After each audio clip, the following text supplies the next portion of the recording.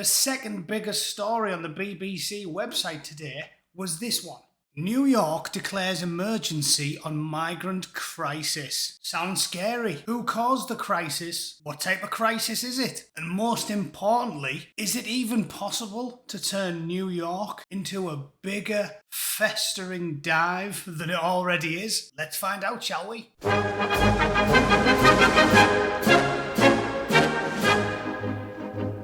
Now listen, this gives me no pleasure. Well, tiny bit of pleasure. I used to love New York. First time I went there, I was about 23. Young, full of adventure, gripping place to go. It was fantastic in the early noughties. But then Giuliani left. You got 2 decades of neoliberal woke policy, and all of a sudden, you cannot move for stabby muggers, toothless, one-eyed, flea-bitten prostitutes, and mentally ill homeless men having long, in-depth conversations with their own feet. So I take no pleasure in this, but this whole thing was an act of wanton self-harm. Eric Adams, the current mayor, did it on purpose. Doesn't matter what he says, doesn't matter what the BBC says. I'm going to prove it to you. New York City declares emergency over migrant crisis. Oh, sorry, I didn't use the correct title for the BBC.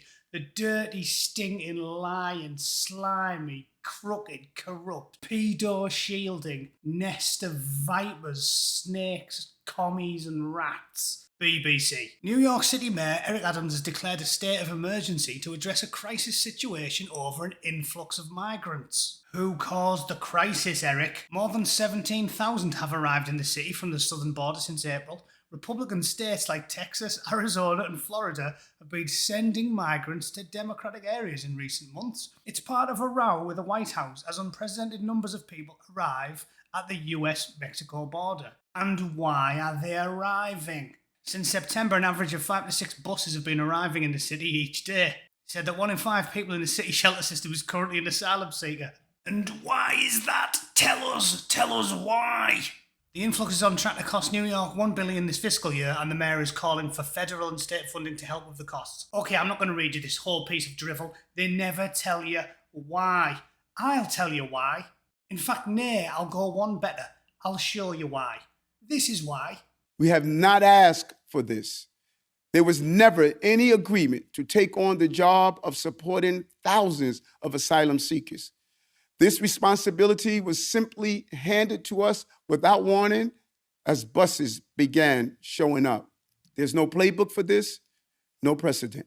You haven't asked for it, Eric. You lying bastard. Eric, I wouldn't believe your radio, son. You are a born liar. Every time your lips flap, your forked tongue flaps in the wind. Fortunately, Twitter never forgets. Well, unless Jack Doorstop deletes it. but hopefully that things are going to improve on that score soon enough as well. Here he is last month. You pledged during your campaign to keep New York City a sanctuary, a city. Do you have any concern that policy is attracting more people to the border, more people to cross the border to make that dangerous trip? No, not at all.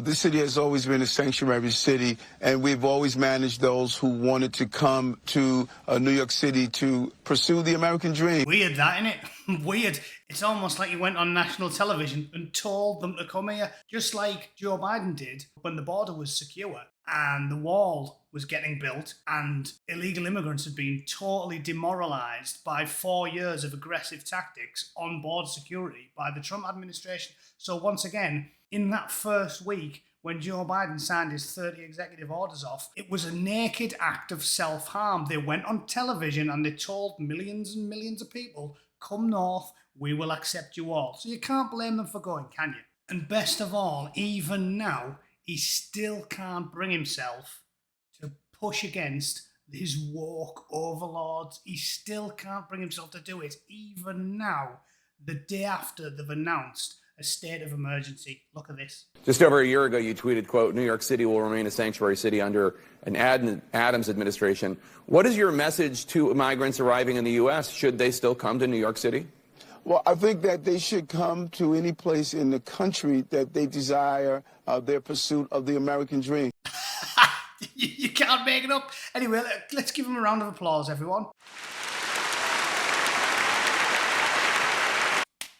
Well done, well done. You have turned your city into a sink. Well done. I never thought I'd have New Yorkers envious of Middlesbrough, but we've somehow managed it. How the mighty have fallen, eh? The Big Apple, the bright lights of the Big Apple. Now, if you go there on holiday, there'll be people stopping you in the street going, any chance you can stash me in your luggage and take me to Stoke-on-Trent? It's lunacy. Self-harm, done on purpose, for woke points. Lunacy.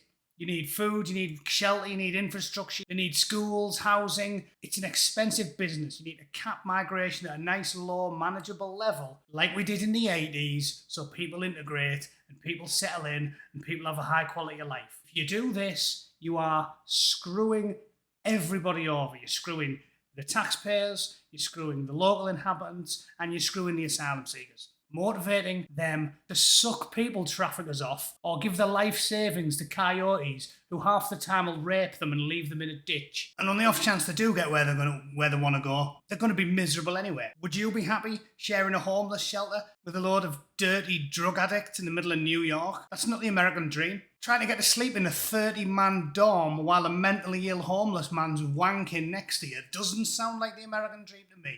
So who's happy? Nobody's happy. I'm not happy, you're not happy, the taxpayers are not happy, New Yorkers aren't happy, even the bastard mayor's not happy, and the asylum seekers are definitely not happy either. Cheers easy. Cheers. Good job, Eric. Good job, mate. Right, that was a short one, but I'm being a busy bootneck this weekend. However, I'm off on Monday, so I'll see you all for a live stream then at 7 p.m. Okay, please like it and share it for all the good it does. Susan, you howling creature. But thanks all the same. See you all soon. Cheers.